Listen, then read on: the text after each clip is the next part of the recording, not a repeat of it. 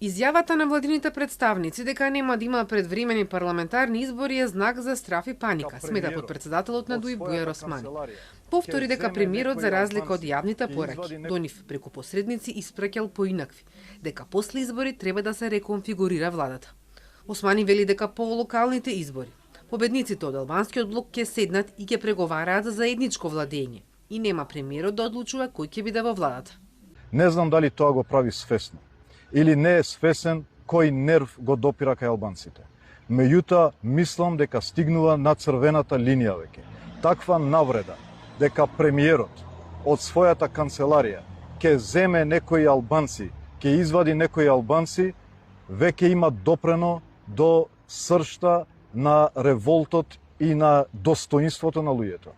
Премиерот Мицкоски вчера од партиски настан рече дека предвремените избори значат загубено време, а ДУИ експлоатира темата за да собира клиентелистички гласови, лажејќи ги своите гласачи дека ќе прават коалиција со ВМРО ДПМН.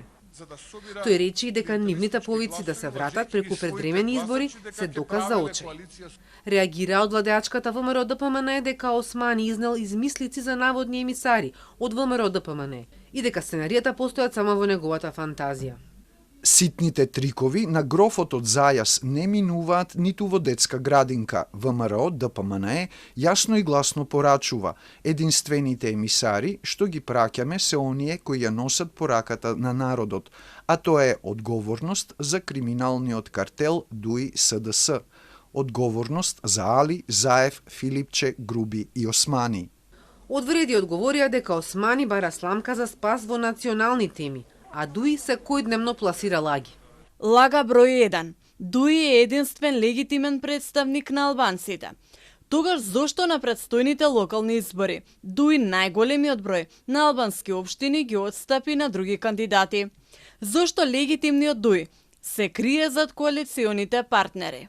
Официјално кампањата за локалните избори започнува на 29 септември. На терен веќе е започната.